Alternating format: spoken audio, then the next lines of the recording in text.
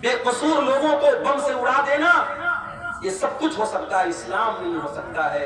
یہ کام کسی بھی مذہب کا ماننے والا کرے، اسلام کا ماننے والا اگر یہ کام کرتا ہے تو کان کھول کر کے سن لے، اسلام کا دامن اس سے بری ہے۔ اسلام بے گناہوں کی ہتیا کرنے کی اجازت نہیں ہے۔ اور آگے بڑھیے، تیسرا کبیرہ گناہ، وَلَا يَزْنُونَ، اللہ کے نیک بندے زنا نہیں کرتے۔ زنا کرنا، بدکاری کرنا، یہ تیسرا بڑا گناہ ہے۔ اتنا بڑا یہ گناہ ہے کہ قرآن میں اللہ نے جب زنا کا ذکر کیا، یہ نہیں فرمایا کہ زنا مت کرو، فرمایا وَلَا تَقْرَبُوا الزِّنَا إِنَّهُ كَانَ فَاحِشَةً وَسَاءَ سَبِيلًا۔ زنا کے قریب بھی مت جاؤ، زنا کے قریب بھی مت جاؤ، ایسا کوئی کام ہی مت کرو کہ زنا کی نوبت آئے۔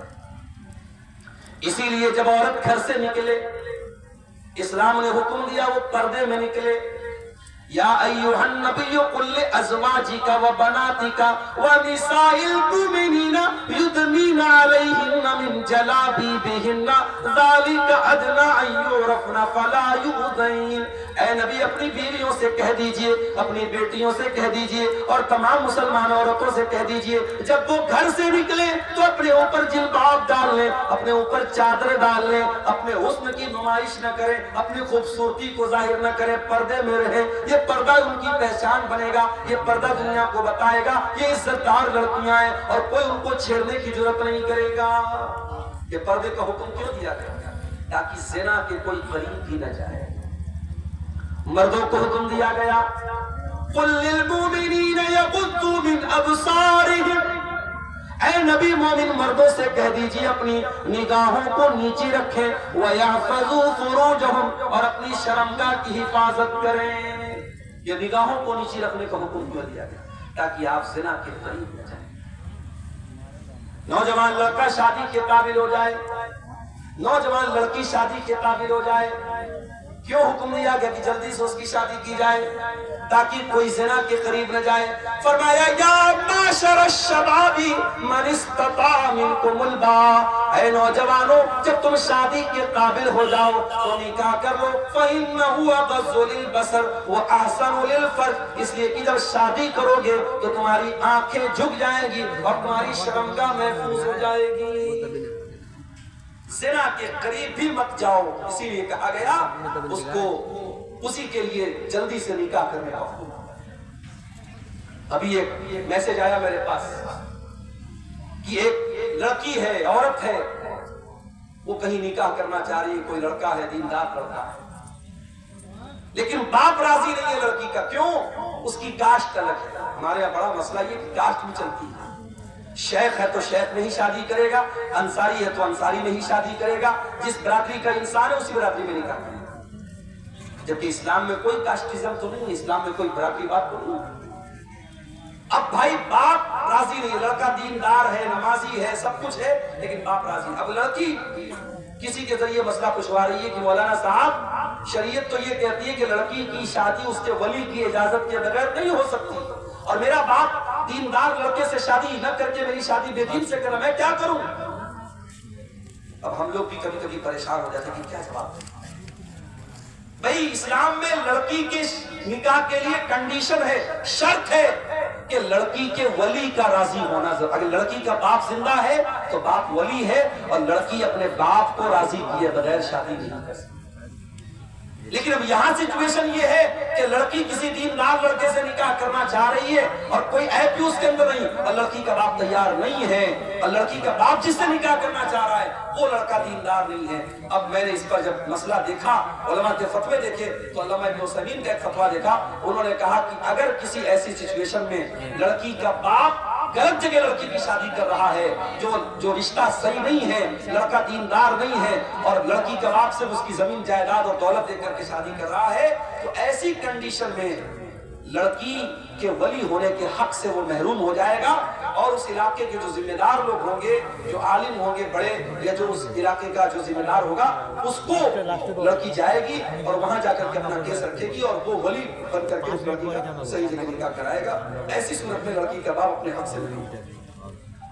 40 मिनट का। तो शरीयत ने ये सारे रास्ते क्यों बताए मेरे भाई? ताकि हम ज़िना के करीब ना जाएं। आज हालात क्या है? लड़की घर से निकलती है, उसका पूरा शरीर नजर आता है, बेपर्दा और बेहया वो करके वो लड़की घर।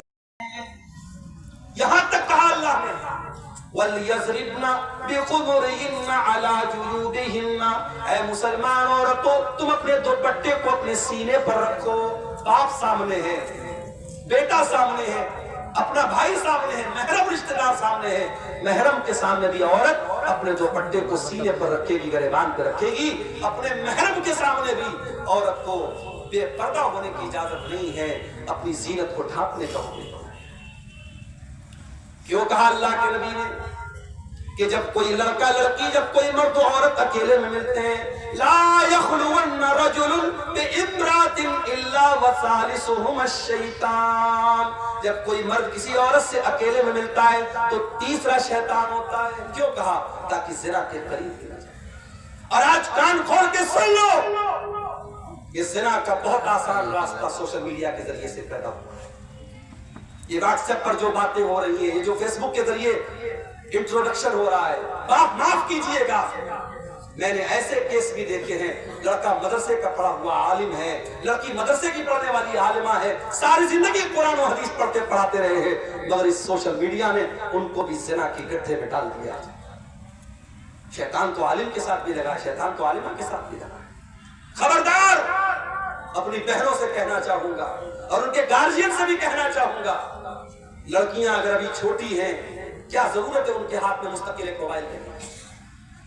मैं ये नहीं कहता लड़कियां मोबाइल इस्तेमाल ना करें, अभी बच्ची छोटी है, अभी क्लास 8-9 में पढ़ रही है, उसके हाथ में अपना पर्सनल मोबाइल होना क्यों जरूरी है? जब लड़कियां समझदार हो जाए, मैच्योर हो जाए, तब उनको मोबाइल दीजिए और इस नसीहत के साथ मोबाइल दीजिए कि ये मोबाइल नहीं है, ये दो धारी तलवार है। इस तलवार से तुम अपने आप को भी कत्ल कर सकती हो, अपनी इज्जत का जनाजा भी इसी मोबाइल से निकाल सकती हो। अपनी बहनों से कहना चाहूंगा, अगर आपको फेसबुक पर आईडी बनाने का शौक है तो बनाओ। अगर आप ये कहते हैं कि हम फेसबुक का इस्तेमाल अल्लाह के दीन की तबलीग के लिए करते हैं और अच्छी चीजों को शेयर करते हैं, इस बात की गारंटी मुझे दे दीजिए कि आप किसी के साथ चैटिंग नहीं करेंगे। शैतान कहां से हमें ज़िना के रास्ते पे लेके जाएगा, हम सोच भी नहीं सकते। मेरे साथ मुसलमान लड़की फेसबुक चला रही है, दूसरा मुसलमान लड़का उसके प्राइवेट चैट बॉक्स में आता है, अस्सलाम वालेकुम मेरी इस्लामी बहन कैसी हो? पहले सलाम से बात शुरू, इस्लामी बहन कहकर के बात शुरू करता है और फिर मुलाकातें और बातें और लंबी चौड़ी बातें और एक दूसरे का इंट्रोडक्शन, और फिर शैतान कहां लेके पहुंचा देता है? बदकारी और ज़िनाकारी तक लेके जाते हैं। इसलिए खबरदार, सोशल मीडिया की इस फितने से अपने दामन को बचाओ। मैंने शुरू में जो तकरीर के पहले एक नज़्म पढ़ी थी, उस नज़्म में मैंने यही पैगाम दिया था, इस मोबाइल से हम बेहया हो गए। आज बेहयाई इस मोबाइल ने बहुत फैला दिया है। आप यकीन नहीं करेंगे, छोटी छोटी बच्चियां, क्लास 8 क्लास 9 में पढ़ने वाली बच्चियां आज जब वो स्कूलों में जाती हैं तो अब वो बहुत अच्छे घर से ताल्लुक रखती है, दीनदार घर है, बाप नमाजी है, भाई नमाजी है, माँ नमाजी है, घर में दीन का माहौल है। लेकिन जब स्कूल में जाती है तो वहां दूसरी लड़की कहती है, अरे तेरे कितने बॉयफ्रेंड हैं?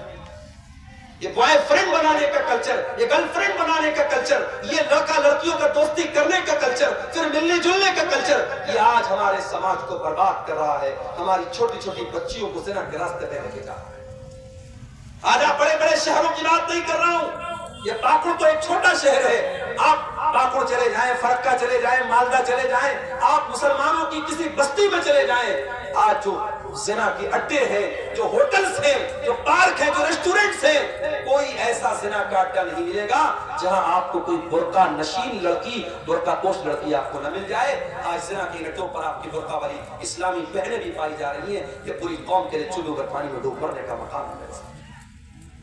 वला तक़रबुज़ ज़िना, ऐ मेरे बंदो तुम ज़िना के करीब भी न जाना। नबी अकरम को ख्वाब में वो मंजर दिखाया गया, आपने देखा कि एक तंदूर है, जिस तंदूर के अंदर कुछ मर्द और औरत उल्टे लटके पड़े हैं और नीचे से आग के शोले आते हैं और उनकी शर्मगाहों में दाखिल हो रहे हैं। और سود کھانا، بیاج کھانا، بیاج کھانا آج کہیں بندھن لون کے نام سے، کہیں جو ہے عورتوں کو لون دینے کی اسکیم کے نام سے، الگ الگ طریقے سے سود اور بیاج کی کے طریقے ہمارے سماج میں چل رہے ہیں۔ کہیں ہیوی ڈپازٹ کے نام پہ، کہیں اپنے کھیت کو دوسرے کو پیسہ دے کر کے، بڑی رقم دے کے کھیت کو دے دیا گیا اور وہ کھیت سے فائدہ اٹھا رہا ہے اور ہم اس کے پیسے سے فائدہ اٹھا رہے ہیں۔ یہ تمام شکلیں آپ اپنے علماء سے پوچھئے کون سی شکل سود ہے، کون سی شکل سود نہیں ہے۔ اگر سود ہے اور آپ سود کی رقم کھا رہے ہیں تو آپ اپنی آخرت کو برباد کر رہے ہیں۔ اللہ قرآن میں کہتا ہے یمحق اللہ الربا ویربی الصدقات، اللہ تعالیٰ سود کو مٹاتا ہے اور صدقہ خیرات کو بڑھاتا ہے۔ سود کھا کر کے آپ اپنے مال کی برکت کو ختم کر رہے ہیں میرے ساتھ۔ یہ سود بہت بڑا گناہ ہے، اتنا بڑا گناہ ہے کہ قرآن کہتا ہے فَإِن لَمْ تَفْعَلُوا فَأَذَنُوا بِحَرْبٍ مِّنَ اللَّهِ وَرَسُولِهِ، اگر تم سود کھانا نہیں چھوڑو گے تو اللہ سے اور اس کے رسول سے جنگ کرنے کے لیے تیار ہو جاؤ۔ تو سود کھانا بہت بڑا گناہ ہے۔ وَأَكْلُ مَالِ الْيَتِيمِ، یتیم کا مال کھانا بھی کبیرہ گناہ ہے، یتیم کا مال کھانا بھی بڑا گناہ ہے۔ ان الذين ياكلون اموال اليتامى ظلما، جو یتیم کا مال کھاتے ہیں انما ياكلون في بطونهم نارا، وہ اپنے پیٹ میں جہنم کی آگ کرتے ہیں۔ کبھی کسی یتیم کا مال مت کھاؤ۔ اگر آپ کے بھائی کا انتقال ہو گیا اور آپ کے بھائی کے چھوٹے چھوٹے بچے یتیم بچے ہیں تو بے درد بے رحم نہ بن جاؤ اور یہ مت کہو شریعت کی دہائی دیتے ہوئے کہ ارے ان یتیموں کا کچھ نہیں بنتا، میرے باپ کی میراث میں تو میرا حق بنتا ہے، میرا بھائی تو مر گیا، باپ کی زندگی میں اس کا نہیں بنتا۔ ان یتیموں پر ترس کھاؤ اور اپنے باپ سے کہہ کر کے ان یتیموں کو بھی ان وصیت کا حق دلواؤ تاکہ وہ بچے جو ہے وہ یتیم بچے محروم نہ رہیں۔ اور ایک دو باتیں اور بیان کر کے پھر ہم جلسے کے اصل مقصد کی طرف آئیں گے اور آپ سب سے اپیل کریں گے کہ آپ آئیے اور میرے ہاتھ پر آپ مسجد کے لیے جو چندہ ہے وہ دیتے ہوئے جائیں۔ میرے پاس 20 منٹ کا وقت ہے، ایک دو باتیں اور بیان کر کے ہم چندے کی طرف آتے ہیں۔ کبیرہ گناہوں کی بات ہم کر رہے ہیں میرے ساتھ۔ کبیرہ گناہوں میں ایک بہت بڑا گناہ نماز کا چھوڑنا ہے۔ جو لوگ نماز چھوڑتے ہیں جان بوجھ کر کے، وہ کان کھول کر کے سن لیں، نماز کا چھوڑنا بہت بڑا گناہ ہے، کبیرہ گناہ ہے۔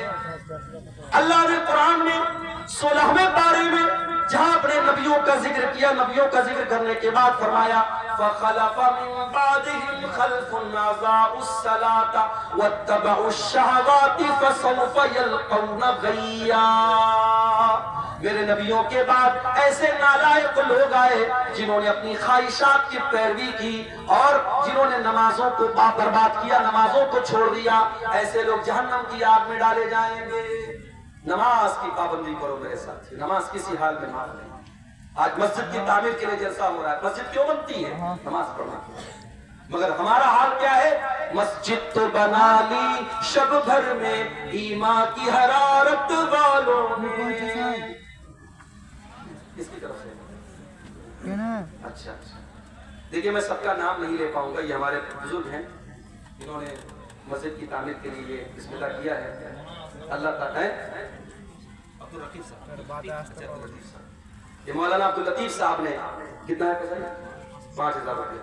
اللہ تعالیٰ مولانا کی عمر میں برکت عطا فرمائے، مولانا کے علم و عمل میں اور ان کی صحت میں اللہ تعالیٰ برکت دے اور اللہ تعالیٰ ان کے اس چندے کو قبول فرمائے۔ میرے پیارے ساتھیوں آ جائیے، میرے پاس وقت بہت کم ہے، 15 سے 20 منٹ کا ٹائم بچا ہے۔ اللہ اکبر۔ یہ دیکھیے موتی الرحمان بھائی نے 500 روپے کا چندہ پیش کیا ہے۔ یہ کسی بے نام صاحب نے، صاحب خیر نے 500 اور 1000 کا چندہ پیش کیا ہے۔ رب العالمین آپ سب کے چندے کو قبول فرمائے، چندے کو قبول فرمائے، ان کے مال میں برکت دے۔ بھائیو آؤ آگے بڑھو، یہ اللہ کے گھر کا معاملہ ہے، اللہ کا گھر آپ کو دعوت دے رہا ہے، بلا رہا ہے، آپ محبت کرتے ہیں۔ اگر مسجد، یہ کسی اور بھائی نے بھی 500 روپے کا چندہ پیش کیا ہے، اللہ ان کے چندے کو قبول فرمائے۔ ماں بہنوں سے میں گزارش کرتا ہوں کہ آپ آگے بڑھیں، مسجد کی تعمیر کا معاملہ ہے، آپ کے لیے صدقہ جاریہ بنے گا۔ آپ حضرات اگر اپنی ضرورتوں کے لوٹ رہے ہیں تو ٹھیک ہے، اچھی بات ہے، لیکن ابھی پروگرام باقی ہے، میرے بعد بھی خطیب ہیں، میرے ساتھ مسئلہ اور مجبوری ہے، مجھے نکلنا ہے، لیکن آپ حضرات بیٹھیں، پروگرام میں آپ شامل